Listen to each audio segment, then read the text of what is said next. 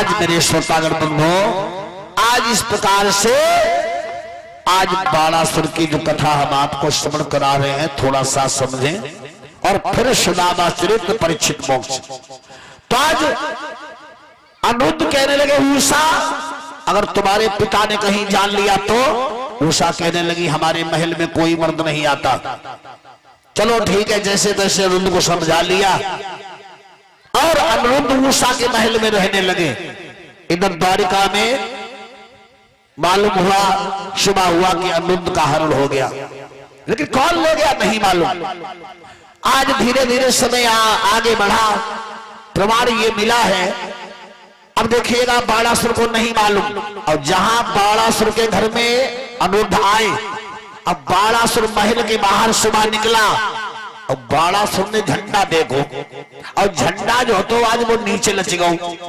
बाणासुर सोचन लगो जाके मतलब अब लड़ैया कोई पैदा हो गो, लेकिन जा बाणासुर को ना मालूम कि लड़ैया हमारी बिटिया के महल में है। अब बाणासुर खुश हो गया कि अब कोई मुझे लड़ने वाला मिलेगा, और धीरे धीरे समय आगे बढ़ो।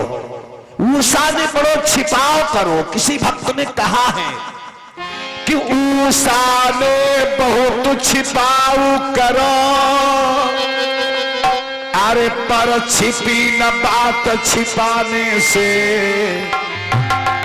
अरे इसका मुस्क की दबा यार दबती है नहीं दबाने से।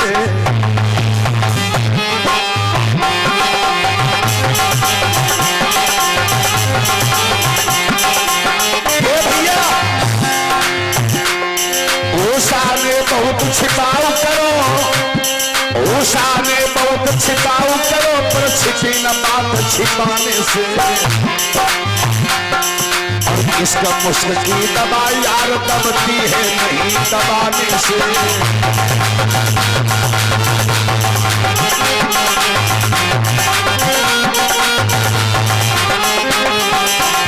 याद रखिएगा, उषा ने बहुत छिपाया, लेकिन बात उषा ने बहुत छिपाव करो, पर छिपी न बात छिपाने से, और इसका मुस्क की दबा यार दबती है नहीं दबाने से।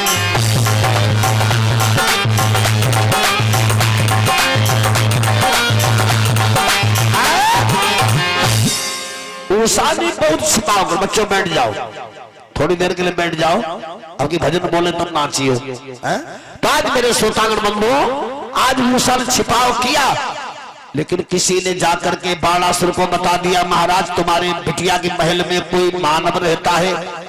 बाणासुर कहने लगा मेरे होते हुए। बाणासुर ने सिपाहियों से महल घिरवा लिया, और बाणासुर स्वयं तलवार लेके महल में घुसा। तो उषा जो है अनिरुद्ध के पलंग के पीछे बैठी, और अनिरुद्ध के ऊपर हवा कर रही है। ताले बाणासुर महल में प्रवेश कर गया।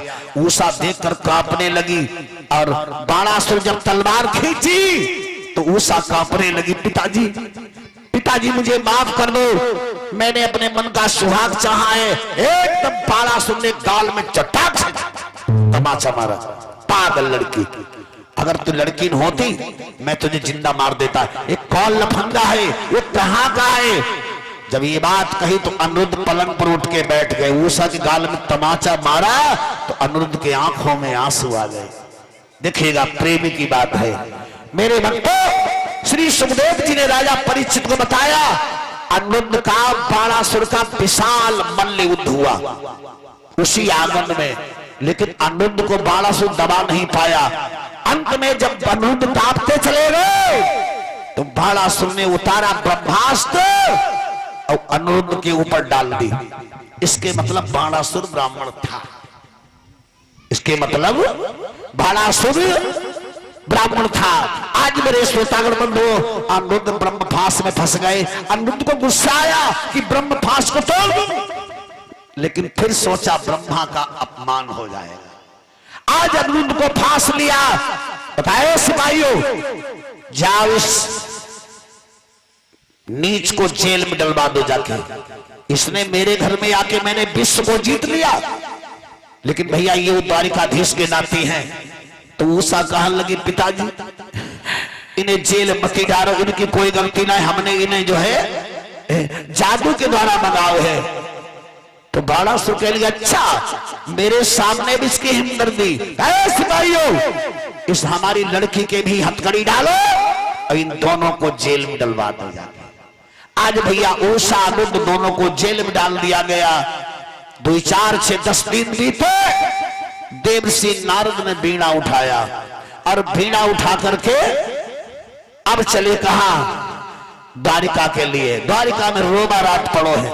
बलराम ने पूछा, भगवान कन्हैया ने पूछा बाबा जा बताओ हमारे लला को हरण हो गयो है, नाती को बताओ तुम्हें पता हो कुछ ज्योतिषी लगा के देखा।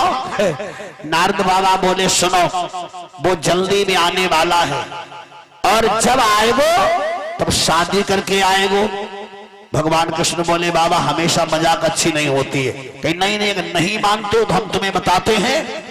बाणासुर ने उसे कैद कर रखा है अब बाणासुर की जेल में पड़ा हुआ है शोणितपुर में। भगवान कृष्ण को मालूम हुआ कि मेरे होते मेरे नाती को कैद कर लिया। अरे भगवान कृष्ण बोले पीरो सजा लो फौजी। अरे भैया भगवान कृष्ण ने सारी बिरादर सजाए ली और काम हो।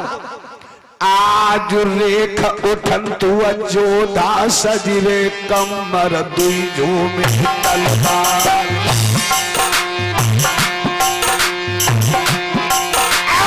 सजो कन्हैया चश्मा वालो करता दीना बंधु करतार।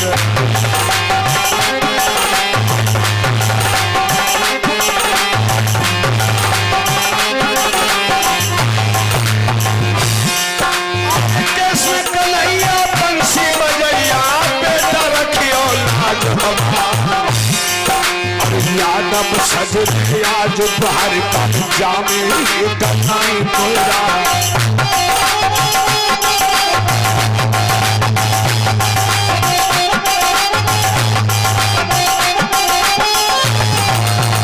ऐसा ही नहीं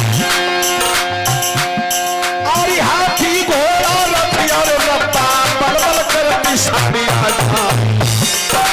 कई दिना की मंजिल करके शोणितपुर को तबाही न जाए। हृदय खुलिए रजपूतन की खुलिए संगम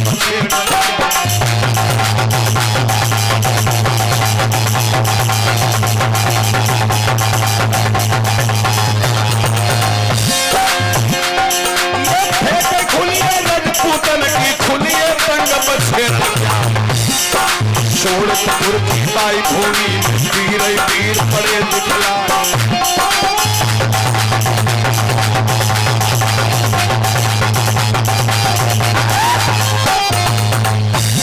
भगवान कृष्ण ने फौज सजाई और सजा करके शोणितपुर को प्रस्थान किया। कई दिना की मंजिल करके भगवान ने शोणितपुर को दबा लिया। श्री सुखदेव जी ने बताया अब यहां पर बड़ी विचित्र लड़ाई आ रही है। यहां पर भोले बाबा और भगवान कृष्ण का युद्ध होगा। कैसे होगा? भोले बाबा ने वरदान दिया था बाणासुर को कि जब तुम पर संकट आएगा हम तुम्हारी मदद करेंगे। आज भोले बाबा भगवान कृष्ण के मैदान में आएंगे। जब बाणासुर को पत्र भेजा कि बाणासुर या तो हमारे नाती को निकाल करके अपनी बेटी की शादी कर दे वरना तेरे शोणितपुर को नष्ट कर दूंगा। मेरे श्रोतागण बंधुओं समय आगे बढ़ा। अब इधर बाणासुर भाग करके भोले बाबा के पास पहुंचो। कहा भोले बाबा तुमने हमें वरदान दिया है, तुमने हमें वरदान दिया है कि हम तुम्हारी मदद करेंगे। आज कन्हैया ने हमारी शोणितपुर घिरवाए गई। अब वो कहता है जबरदस्ती हमारी बिटिया के साथ अपने नाती की शादी करना चाहता है। अरे भोले बाबा बोले तुम चिंता काहे कर रहे बेटा, तुम महलों में बैठो हमारा मैदान है। कहा हमने वरदान दिया है। आज भैया भोले बाबा ने वरदान दिया था। श्री सुखदेव जी ने बताया आज भोले बाबा अपनी चतुरांगनी सेना सजा करके मैदान पहुंचे और कृष्ण और भोले बाबा का युद्ध निश्चित हो गया।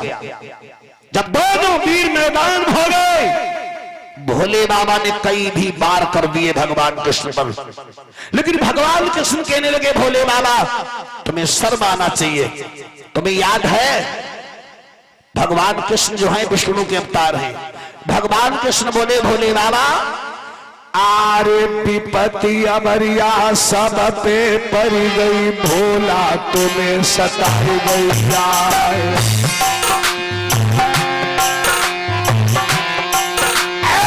विपदा पड़ गई भोला तुम पे, जब भस्मासुर पड़ो विचार।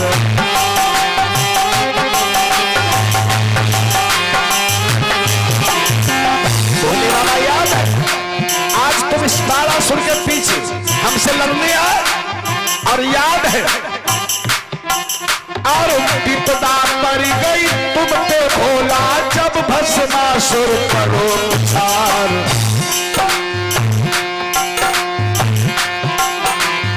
मुरारी के खोखी में फंस गए, तब हम बन गए नरसिंह।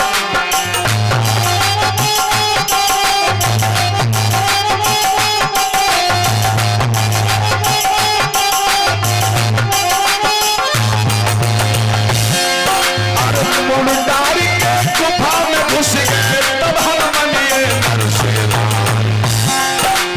हुआ पे बोला हम ना होते मिट तो पंसठ दिगंबर क्या।